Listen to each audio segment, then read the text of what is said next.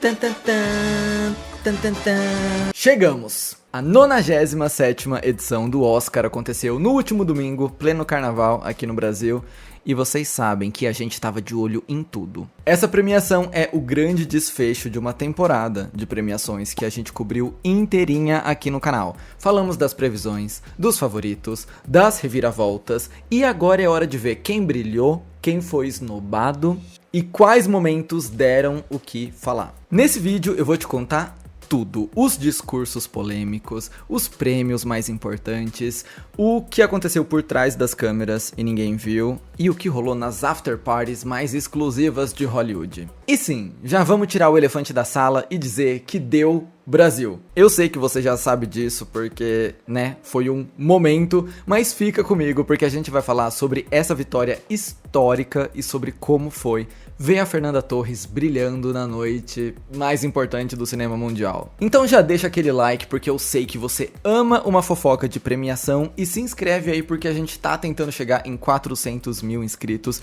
e eu dependo 100% de você. Quer motivo melhor pra apoiar esse canal do que fazer fofoca sobre Hollywood?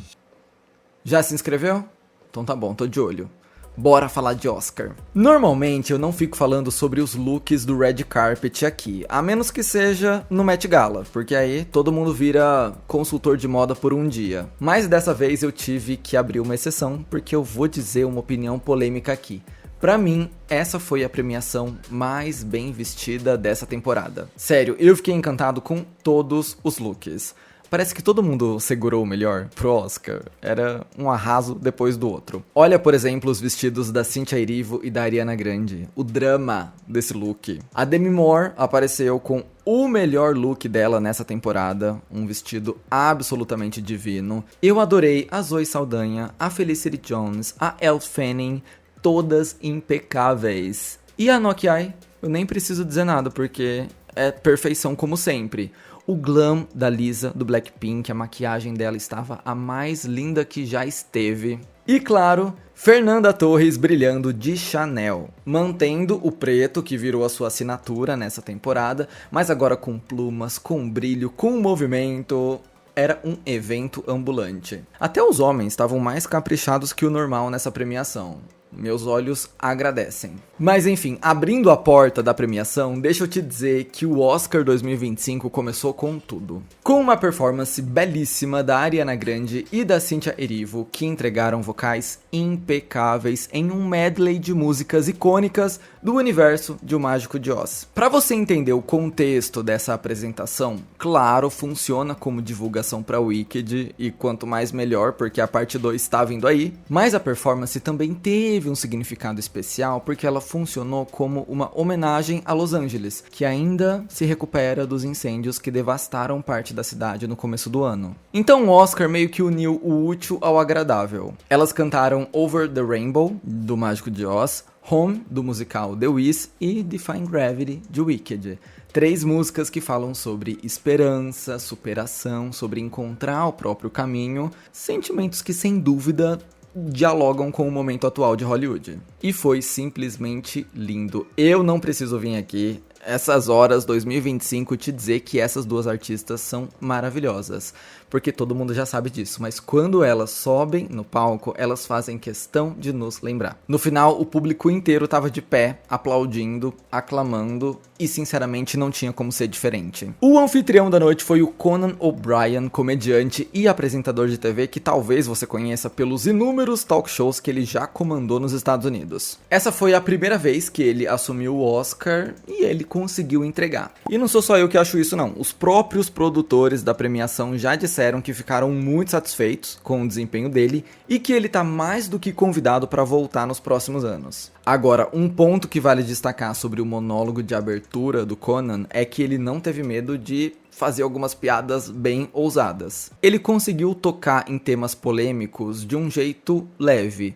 o que é uma coisa que talvez comediantes menos experientes teriam medo de fazer. Por exemplo, ele fez uma tirada sobre todos os filmes, não foi tão ofensivo quanto poderia ser, se é que isso vale de alguma coisa. E ele foi corajoso e falou sobre as polêmicas envolvendo a atriz Carla Sofia Gascon, protagonista de Emília Pérez. A presença dela na cerimônia já era um evento por si só, considerando toda a confusão que rolou depois que os tweets problemáticos dela foram expostos. E o Conan não deixou essa bola passar. Ele disse, abre aspas, um pequeno fato pra vocês. A Nora usa o palavrão com F 479 vezes. Isso é 3 a mais do que o recorde estabelecido pelo assessor da Carla Sofia Gascon. Aí ele imitou o assessor dela no telefone desesperado, falando, você tweetou o quê? E pra fechar ele disse, Carla, se você for tweetar sobre esse Oscar, lembra que meu nome é Jimmy Kimmel. E aí foi aquela risada longa, que deixa claro que todo mundo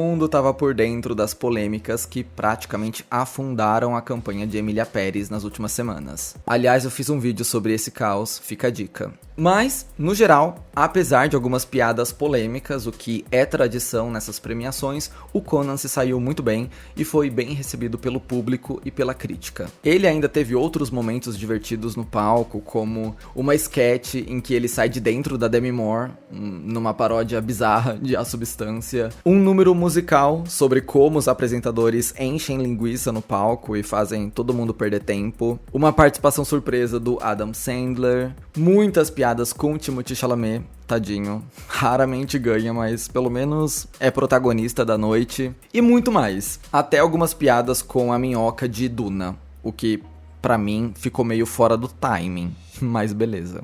E agora que a gente já falou do host, bora falar sobre o que interessa, como foi a premiação. Uma das maiores surpresas da noite veio logo no começo da cerimônia. Flow ganhou o Oscar de melhor animação. Eu já falei desse filme aqui durante a minha cobertura dessa temporada de premiações, mas eu preciso falar de novo, porque essa vitória foi histórica. Para começar, essa animação é um espetáculo visual e ela foi feita em um aplicativo gratuito de ilustração. Tem noção disso? E foi a primeira indicação e vitória da Letônia no Oscar, o que é um grande marco para o cinema do país. A comoção deles tá nível Brasil com Ainda Estou Aqui. Se você já viu alguma coisa sobre isso na internet, você sabe do que eu tô falando. O gatinho símbolo de Flow virou símbolo do país. Tem estátua dele nas cidades, tem grafite nas ruas, tem loja vendendo produto temático. Tudo na Letônia gira em torno de Flow.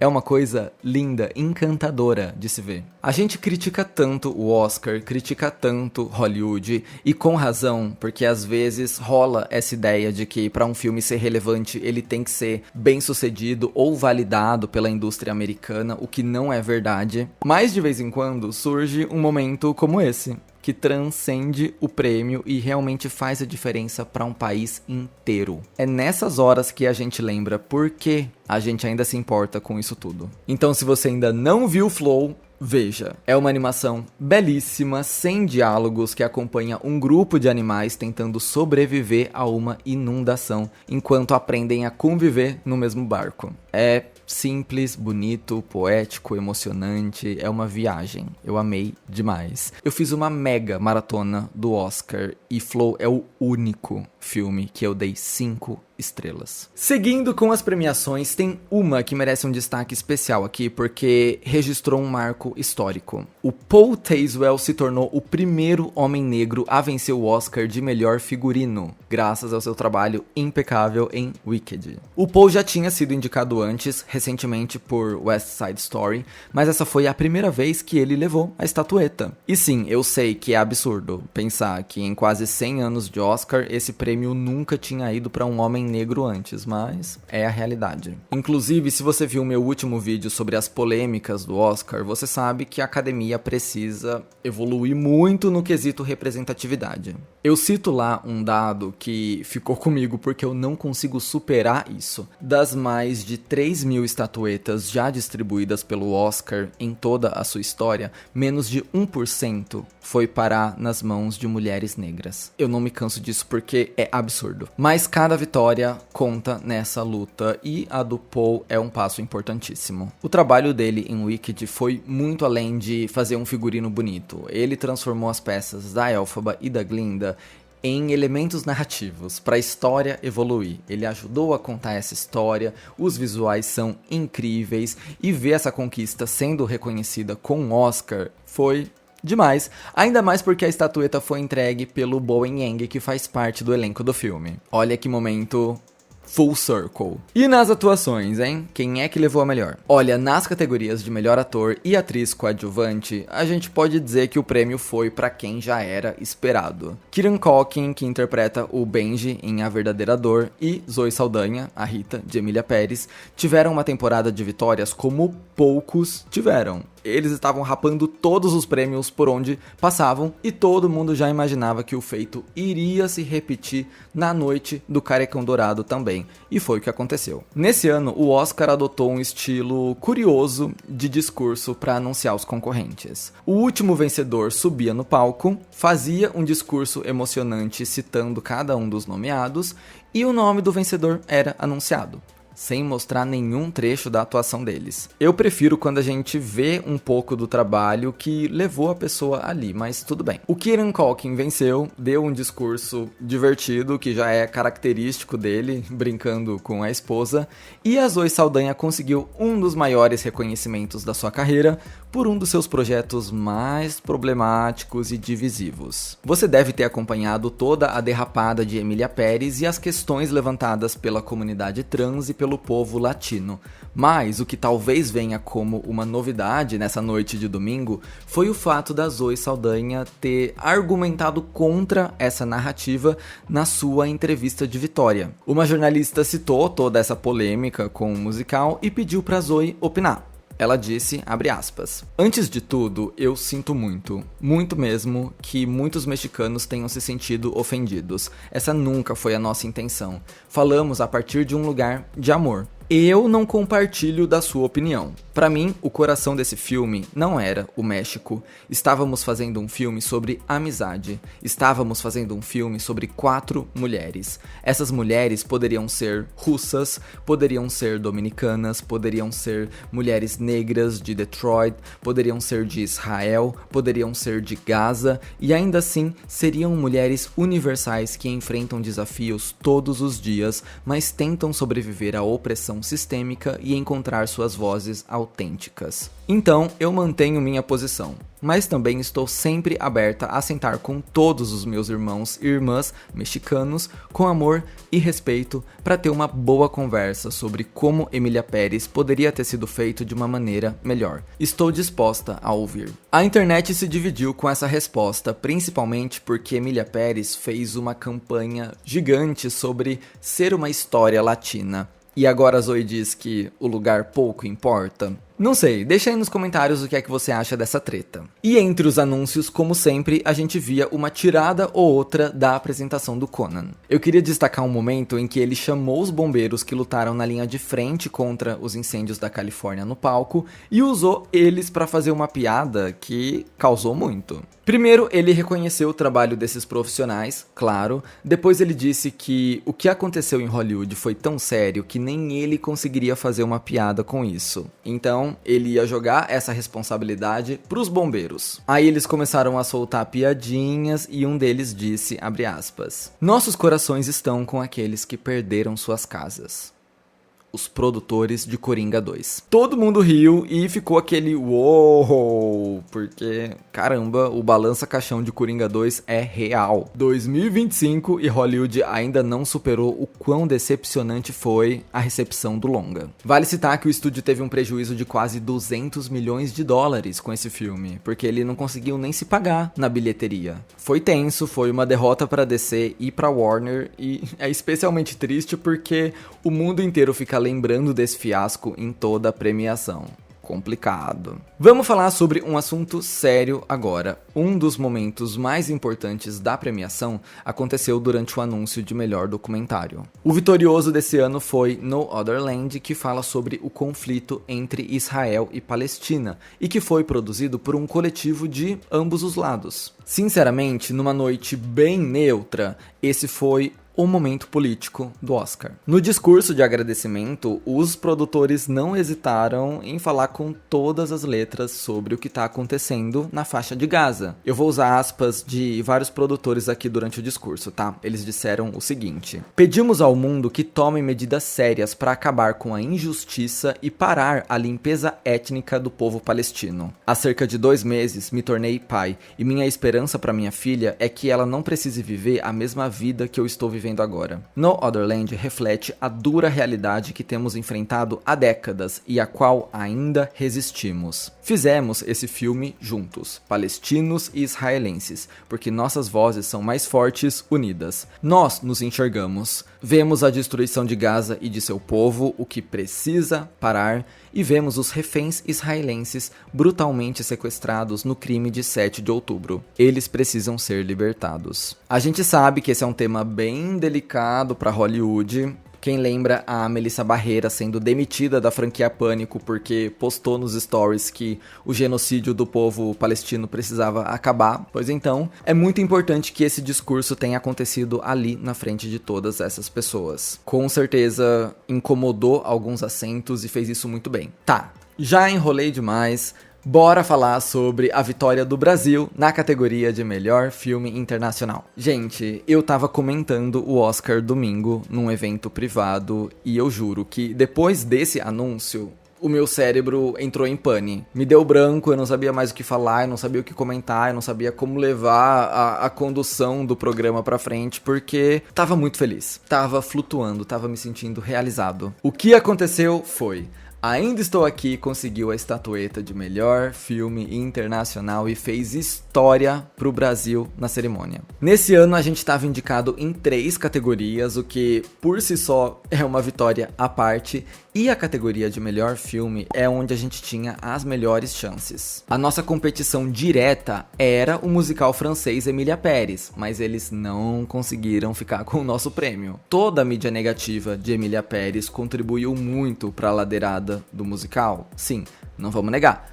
Mas eu queria tirar um momento para enaltecer o que a gente fez também. Sim, Emilia Pérez cagou e sentou em cima, mas não foi só por causa disso que a gente ganhou o Oscar. Ganhamos o Oscar porque toda a produção de Ainda Estou Aqui deu o sangue, o suor e as lágrimas para divulgar ele no mundo inteiro, levando a história da Eunice Paiva para quem nunca tinha ouvido falar sobre a ditadura brasileira. Ganhamos porque o filme estreou nos cinemas internacionais agora no começo do ano, bem na época da votação do Oscar, e movimentou muita gente na bilheteria. Quem entrava na sala de cinema saía falando bem e arrastava mais gente depois. É o magnetismo do talento brasileiro, é o poder dessa história, é o impacto da Fernanda Torres. Tudo isso fez a gente ganhar a estatueta. Não foi só porque Emilia Pérez se envolveu em polêmica. A gente fez por merecer sim, e com um baita filme. Essa vitória é incrível, especial, histórica, em noite de carnaval, com o diretor Walter Salles nomeando Eunice, Fernanda Torres e Fernanda Montenegro no palco. Cara, é mais do que uma vitória pro Brasil. É um momento que eleva a nossa cultura, não tem como descrever. Foi mágico. E com o final da premiação se aproximando, chegamos nas categorias principais de atuação, onde o Brasil também estava engajado até aqui. Mas para começar, vamos falar sobre o Adrien Brody. Ele venceu na categoria de melhor ator pelo seu papel no filme O Brutalista, um drama com mais de 3 horas sobre um arquiteto húngaro que tenta reconstruir sua vida pessoal e profissional nos Estados Unidos nos anos 40. A vitória do Adrien era uma coisa meio garantida já. Apesar do destaque do Timothée Chalamet no SEG, o Adrien recebeu muitos prêmios por esse papel e era o grande favorito da noite. Agora ele acumula 2 estatuetas de melhor ator, já que ele venceu por O Pianista em 2003 também. E honrando a duração de O Brutalista, o Adrien Brody deu um discurso de quase 4 horas também. Não tô brincando. Ele bateu o recorde de discurso mais longo da história do Oscar. Ele falou por 5 minutos e 40 segundos, superando por 10 segundos o discurso da Greer Garson, que venceu por melhor atriz em 1943. 43! esse recorde foi batido pelo Adrien Brody em 2025. O Brutalista é um filme que aborda imigração, então existe muita atualidade na mensagem dele e no que o Adrien Brody queria passar com o seu discurso. Mas a gente não deixa de ficar com aquela sensação agridoce de caramba, teve discurso das categorias técnicas que a premiação cortou com 40 segundos. Desligou o microfone para os caras nem terminarem de agradecer. E de repente, o homem pode discursar por quase 6 minutos. É complicado, mas é assim que a academia é. Na verdade, eles até tentaram dar uma segurada no discurso do Adrien, mas ele mandou todo mundo cortar a música, porque essa era a segunda vez dele ali e ele tinha direito de falar o que quisesse. E falando sobre o Adrien, eu queria comentar brevemente um momento que ele teve com a Halle Berry. Pra quem não sabe, no Oscar de 2003, quando ele venceu, ele subiu no palco e recebeu a estatueta das mãos dela. E aí, do absoluto nada, ele deu um beijão na boca da atriz. Na época, a galera levou na brincadeira, mas o fato é que a Halle Berry não fazia ideia de que isso ia acontecer. Ela foi pega de surpresa e deu algumas entrevistas depois dizendo: então, gente, eu não sabia não. Eu fiquei bem, que pi é essa? Eu fiquei bem, que pi é essa? Por isso era bem comum na internet a galera dizer que, ela só não usou a palavra assédio, mas ela deu a entender com todas as letras que foi isso que aconteceu. Mas pelo visto, águas passadas, porque domingo, na premiação, ela se vingou do Adrien, dando um beijo na boca dele também, na frente da esposa, inclusive. Eu não quero ser o amigo que é muito woke, mas ela deu a entender que não teve consentimento lá atrás, então não sei por que ela repetiria isso agora na mesma moeda. Sei lá, achei tudo meio estranho. Talvez eu esteja pensando demais e sejam só duas pessoas queridas interagindo. Sei lá. Enfim, chegamos nas 3 últimas categorias da noite: melhor direção, melhor atriz e melhor filme. Quando falamos dessas categorias, falamos de um nome só: Anora. O filme do Sean Baker foi o grande vencedor da noite e levou 5 das 6 categorias que estava concorrendo. Além das 3 que eu te disse, também teve melhor roteiro original e melhor edição. Muito chique. Anora conta a história da Annie, uma acompanhante de luxo / dançarina que conhece um garoto milionário russo e ousa sonhar com a ideia de mudar de vida. É uma história sobre a farsa do sonho americano. É muito divertido, é muito emocionante e é brilhantemente guiado pela performance da Mike Madison. Mas a vitória dela na categoria de melhor atriz foi um dos momentos mais surpreendentes da noite. Vamos falar um pouco sobre isso? Essa categoria era especial para nós brasileiros porque era aqui que a Fernanda Torres também concorria pelo seu trabalho em Ainda Estou Aqui. E ela é a primeira atriz brasileira a ser indicada na categoria de melhor atriz em quase 30 anos, seguindo com o legado da sua mãe, Fernanda Montenegro, indicada por Central do Brasil em 1999. A gente perdeu lá, doeu muito, não nos recuperamos e com certeza a gente não queria perder de novo. A gente sabia que a disputa estava acirrada. A Demi Moore teve uma campanha excelente também, principalmente depois que ela venceu o Globo de Ouro e deu um discurso emocionante sobre como só agora, com 60 anos, ela estava sendo reconhecida pelo seu talento. Essa narrativa fortaleceu muito o favoritismo dela no Oscar. A gente já sabia que ia ser difícil bater a diva, mas a gente continuou acreditando até o último minuto. A surpresa de todo mundo foi o prêmio ter ido para nenhuma das duas, e sim para Mike Madison, a concorrente mais jovem da categoria. Eu tinha dito semana passada que eu ficaria muito surpreso se a Mike Madison vencesse o Oscar, porque eu não achei que essa fosse a narrativa dessa edição. O Oscar, nessas categorias principais, costuma muito premiar narrativa. E nessa edição, a narrativa mais forte era a da Demi Moore e, por consequência, adiar substância. Uma mulher mais velha, com muita experiência, que nunca foi devidamente reconhecida pelo seu talento e que agora a indústria finalmente tinha uma chance de honrar. Essa narrativa favorecia até a Fernanda Torres, porque ela também se encaixa nesse contexto de agora a premiação consegue corrigir um erro do passado, honrando uma atriz latina de verdade, num filme falado em português, sobre a ditadura, filha da mulher que perdeu o prêmio por manipulação suja. nos anos 90. Eu senti que essa narrativa soprava as asas das duas. Por isso eu achei que a Mike Madison não ganharia, porque dificilmente toda essa campanha, todo esse arco que foi construído, resultaria numa menina de 20 anos vencendo. Eu nunca achei que ela não levaria porque ela não merecia. E aqui a gente entra num tópico sensível. Gente, vocês viram as redes sociais do Brasil ontem? Eu sei que a gente fica triste, tava todo mundo torcendo pela Fernanda Torres, ela merecia demais, mas o que estão comentando sobre a Mike Madison é bizarro. Teve página de fãs da Mike Madison precisando privar a conta porque tudo que eles postavam sobre a Mike Madison tinha uma enxurrada de xingamentos. E não são comentários do tipo, eu não concordo com essa vitória, ela não mereceu. O que você tem direito de achar, pensar e dizer. São comentários do tipo, impressionante, um filme de puta ganhar o Oscar. Eu não acredito que a gente perdeu o Oscar pra um filme de prostituta. Que essa puta nunca pise no Brasil. Mike Madison precisou dar pra ganhar o Oscar. Gente, isso não é o lacre que vocês acham que é. Eu fiquei muito irritado com isso, porque as pessoas conseguem sugar a alegria de tudo. Olha a vitória incrível que a gente teve domingo. Como a nossa segunda-feira não foi de festa. Como a gente não está celebrando onde chegou. Como a gente conseguiu passar um dia inteiro sendo misógino na internet e falando atrocidades para uma menina de 20 anos que estava interpretando um papel. É assustador. É lógico que pra mim a Fernanda Torres merecia muito mais. Mas você não vai me ver cagando na cabeça da Mike Madison. Primeiro porque eu sou fã de Pânico, e quando eu vi ela no cinema em 2022, eu já pensei, meu Deus, deem todos os prêmios do mundo pra essa menina.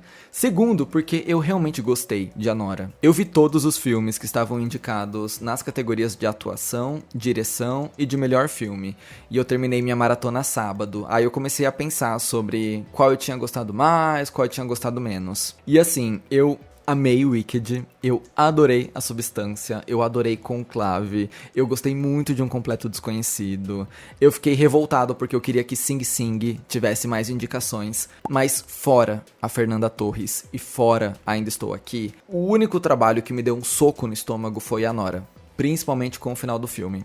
É uma coisa que eu continuo pensando até hoje e que me impactou muito. Então eu não vou dizer que a Mike Madison não merecia essa estatueta ou que ela não fez um bom trabalho, porque ela fez. Inclusive, a Mike é a atriz mais premiada dessa temporada de premiações. A menina tem, 50 prêmios de melhor atriz por Anora. Então não dá pra gente dizer que o Oscar tirou esse prêmio da bunda, porque também não tirou. Eu só acho que a Fernanda Torres merecia mais. Do mesmo jeito que eu acredito que você também acha isso. E tá tudo bem. A gente que não tem preconceito com filme em português, a gente que sabe ver filme com legenda, a gente que entende o peso dessa história, o poder dessa atuação, a gente sabe que não tinha pra ninguém.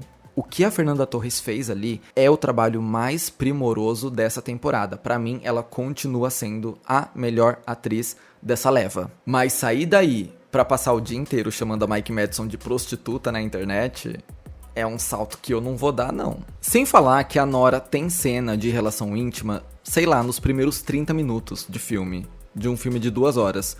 Porque mais da metade do filme é uma comédia de ação nas ruas de Nova York. Não é possível que o Brasil inteiro tá tratando esse filme como se ele fosse um filme pornô. Que filme é esse que vocês viram? This is the bad place, galera, a gente tá num lugar ruim. Agora, eu sinceramente não sei o que aconteceu pra Demi Moore não vencer. Se eu tivesse que apostar dinheiro domingo, mesmo torcendo pra Fernanda Torres, eu apostaria dinheiro na Demi Moore, mas por algum motivo não rolou. Eu vi até um artigo do The Hollywood Reporter em que eles diziam alguma coisa como: mas faz 10 meses que a gente vê a Nora receber aclamação crítica. Por que a gente não achou que os críticos iam amar a Nora em si? Não tem por que estar surpreso agora, mas mesmo assim, mesmo com a aclamação de Anora, mesmo com o filme ganhando Palma de Ouro em Cannes, eu achei que eles não iam conseguir bater o discurso da Demi Moore. Provavelmente tem um pouco de tudo aqui. O Oscar geralmente é bem criticado quando decide premiar a carreira de uma pessoa e não um trabalho em específico. A vitória da Jamie Lee Curtis em 2023 é motivo de piada até hoje por causa disso. E também A Substância é um filme de terror, é gore. Não é todos os votantes da academia que gostam disso, ou sequer que assistem isso. Como eu disse, provavelmente tem um pouco dessas duas coisas, além, claro, daquele descaso da indústria com a Demi Moore, que não é de hoje. Mas buscando um olhar positivo sobre tudo isso que aconteceu, se o Brasil tem muito motivo para celebrar, eu acho que a Demi Moore também tem. Ela tá num pico da carreira dela, com uma aclamação crítica e do público gigante. Ela fez um papel maravilhoso. A carreira dela vai dar um up insano agora. Eu acho que ela sai dessa corrida muito vitoriosa, mesmo sem a estatueta. Enfim, eu sei que meu vídeo não muda nada na vida de ninguém, que poder eu tenho, mas eu realmente queria que a gente aprendesse a celebrar mais as nossas vitórias e queria que a gente não fosse tão mal perdedor assim. A Fernanda Torres precisou tirar um momento da coletiva de imprensa ontem sobre Ainda Estou Aqui para falar sobre a Nora, para dizer que as vitórias de Anora foram incríveis porque incentivaram o cinema independente, para elogiar a Mike Madison, pedir para as pessoas pararem de atacar ela na internet. Provavelmente a Fernanda viu o que estava acontecendo nas redes sociais. Você acha que isso é uma coisa que ela deveria ter que se preocupar agora? Gente, vamos parar e pensar um pouco também. Teve gente falando que a história se repetiu e que agora é um Oscar de 1999 2.0, sendo que esse não é o caso. Eu tenho um vídeo aqui sobre aquele Oscar e sobre como o Harvey Weinstein fez uma campanha suja e inédita para comprar voto. Não tem nada a ver com a campanha independente de Anora. As outras concorrentes tiveram campanhas 1000 vezes maiores. A própria Cynthia Erivo fez uma campanha muito maior do que a Mike Madison. Então, não é o mesmo caso de 99. Enfim, como disse Eunice Paiva, vamos sorrir. Vamos sorrir, gente. A gente tem tanto motivo pra sorrir, a gente tem tanto motivo pra celebrar. Essa semana tem que ser incrível, tem que ser de vitória, tem que ser de festa. E a gente perdeu a segunda-feira fazendo coisas tão erradas, tão... Meu Deus do céu. Sei lá, pra mim não faz o menor sentido. O menor sentido. Talvez eu seja criticado por falar isso, porque... Como assim você não está chamando a Mike Madison de cadela também?